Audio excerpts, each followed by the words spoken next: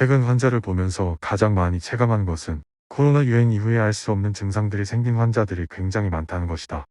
얘기하는 증상은 주로 혀가 따끔거리고 자결감이 생긴다. 입이 바짝 마른다. 열이 오르는 상열감이 심하다. 비염, 잦은 감기 및 장기침, 불면증이 심해졌다. 심장이 두근두근거리고 너무 불안해진다 등이 있다.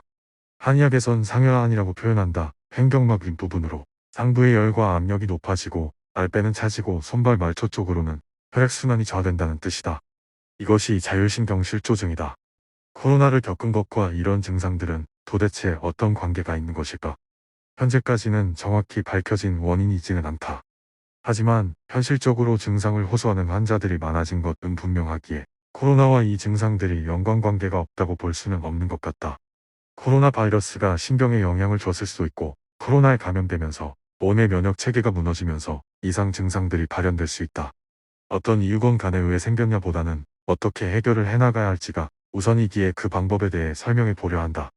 혀와 눈, 귀, 코 등 두개골에 속해 있는 기관들은 대부분 뇌와 자율신경의 영향을 많이 받는다. 뇌신경이 가장 많이 연결되어 있는 곳들이 이곳들이다. 따라서 혀, 눈, 귀, 코 등의 원인이 없는 이상 반응들은 뇌신경과 자율신경을 치료함으로써 해결되는 경우가 많다. 영상 초반에 말한 증상이 있는 환자들의 공통점을 말해보면 첫 번째, 횡격막 호흡을 못하고 흉식 호흡을 해서 횡격막 부위가 다 굳어있고 가슴뼈와 목 주위 근육들이 굳고 압통을 호소한다.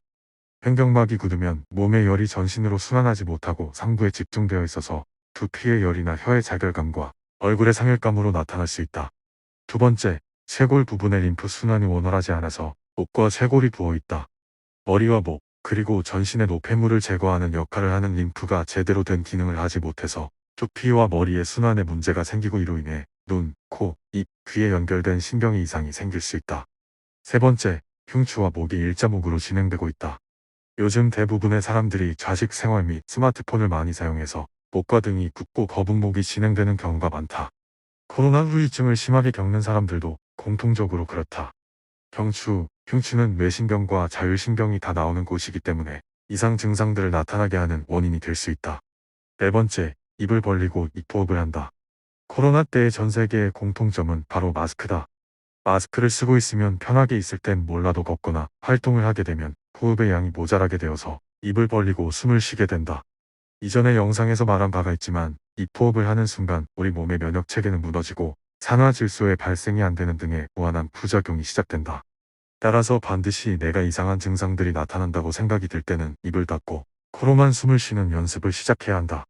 반드시 이것만 고칠 수 있어도 많은 증상들이 사라지게 될 것이다. 코로나 후유증 치료 방법은 있는가?